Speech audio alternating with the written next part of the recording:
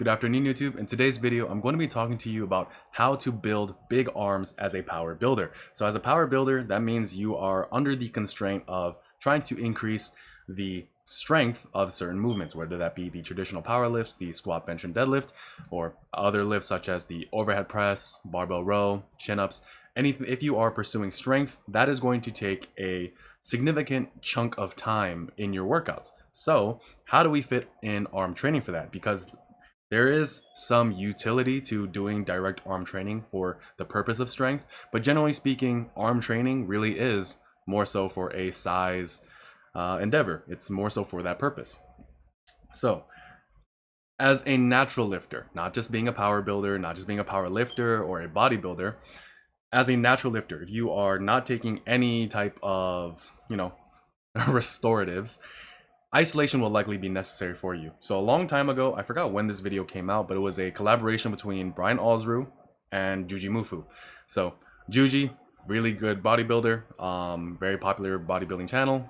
That's his kind of focus. He does have some strength goals here and there, but generally speaking, he is mostly a bodybuilder. And Brian Alsrew, Maryland's strongest man, I believe, and has a clear cut goal toward strength and strongman powerlifting to some extent, and we'll go from there. They did a collaboration in which they measured their arm size and had this discussion between the need for direct arm work or not. And I believe that the difference between their arm size, like I think they have like 19-inch arms or something like that, 18, 19-inch arms, but the difference between their two arm sizes was just half an inch. It was only a half-inch difference between the size of a bodybuilder and someone who is Maryland's strongest man. So you might it would be very easy to assume that it's like, oh, then it doesn't really matter, my arms are going to grow because compounds will grow my arms or something of that nature, but you'd be mistaken. Here's why. If you want to maximize your arm size, isolation will be easier for you. Reason being, it's going to be a lot easier for you to progress on curls than it would be for you to progress on rows and heavy weighted chin-ups, where the amount of total weight you're lifting actually gets distributed enough to your actual bicep. So what does that mean? When you do a compound movement, and I mean bicep curls to an extent are mostly a compound movement, but the main mover in the bicep curl is the bicep. Whereas with a barbell row or a chin-up, the bicep is involved, but most of the load is actually being handled by the back and other muscles. So if you are trying to get all your bicep growth with rows, you have to either be very lucky where you actually get away with this, or you just have to be lifting such heavy weights that the distribution of load across different muscle groups actually essentially equates to a significant amount of load being applied to the bicep.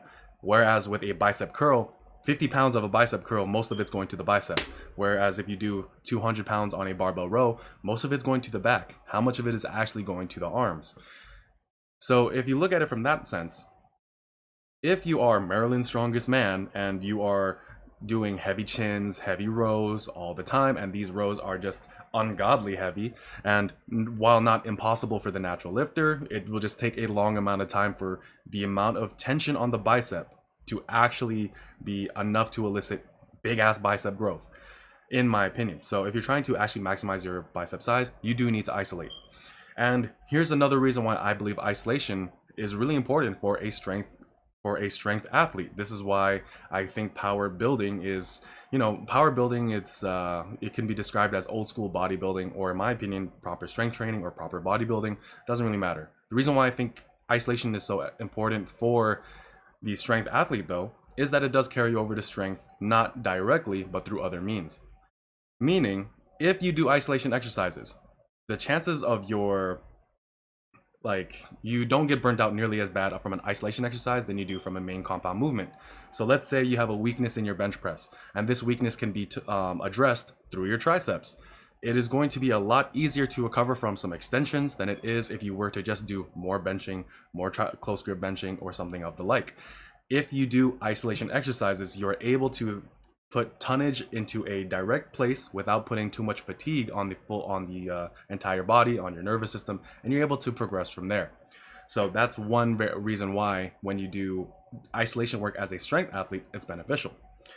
Now, what about for the other reason, which is If you do isolation work, because you are balancing out the forces acting on different muscles and the growth that those muscles will essentially have, you're keeping your joints healthy. The healthier joints the healthier joints you have, the longer you can train, the stronger you'll get. So this is something that is really worthwhile. Like an ounce of prevention equals a pound of a cure. So that's really something to think about if you're a strength athlete. Now, if you are at the size athlete, I already explained to you why you need to isolate. It's because it's a lot easier to progress on a curl. You make sure that the tension of the weight you're lifting is going to a specific muscle group rather than being dispersed through multiple muscles, because you would need to lift a lot of weight to get the same training stimulus for the biceps, for the arms in particular. So how would you implement this in your program? So depending on the program you're currently running, let's say you have been running a powerlifter style or a strength training program for the most part, one thing I will advocate to you is that you do arms every single day. In my own personal program, where I believe that the best power building split is based off of an upper lower, or uses an upper lower as a base, but it's not super strict with it. I use triceps and side delts on upper body days and biceps and rear delts on lower body days. That's kind of how I like to split up my arm training in the week. Or you can do the other route, which is you have a dedicated arm day.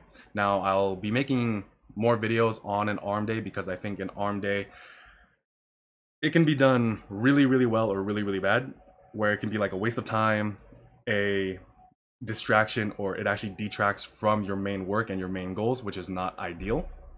But if you were to have a arm day that is actually beneficial towards you, promotes recovery, but at the same time increasing overall tonnage for the specific muscle group, the triceps, biceps, and forearms, then that's really good. One thing you have to do if you use an arm day, however, is you need to make sure that it does not negatively affect your recovery so much that when you go into your next training session, that you aren't able to give your best effort. So for me, that's why I do a lower upper split, because it's easier to do lower upper arms. Then you have a lower body day to let the arms rest again. And you didn't do too much on the arm day, just enough to get more tonnage in there, just enough to get a bit more volume, but promote recovery to some degree. And then you go into your upper body day. So that way there's very little issues regarding that. At least that's what I have found. Like, see if you can get away with that. If you can't, then you'll just have to find other means to do this, and maybe even put it after the last upper body day in your training week. So those are my tips for arm training for the power builder. So if you are focused on strength, do isolations. It's going to allow you to keep training in the long run. If you are focused on size, why wouldn't you isolate? If you are focused on size, you do need to use isolations, but you shouldn't rely on them either. But it's important to know that if you are just starting out and you are a pure novice, and someone says to you, "Oh, dude, just do the compound movements and you'll get big," kind of turn away from them immediately. Like, you are entitled to pursue your goals from the get-go. There's no one going to be knocking down your door and telling you, hey, like, you went to the gym yesterday and you didn't do starting strength. How dare you? Now you gotta go to prison or some shit. Like, that's not gonna happen. You can start doing isolations from the very first day you go to the gym. Just don't let it be the only thing you do. But that's it for this video. If you have any questions, please leave them in the comments below. I'd be more than happy to address them, or make videos for whatever you want to kind of get my thoughts on. So that's it for this video. My name is KarelsaKing, StanStrength.com. Thank you so much for watching, and I'll see you in the next one. Peace.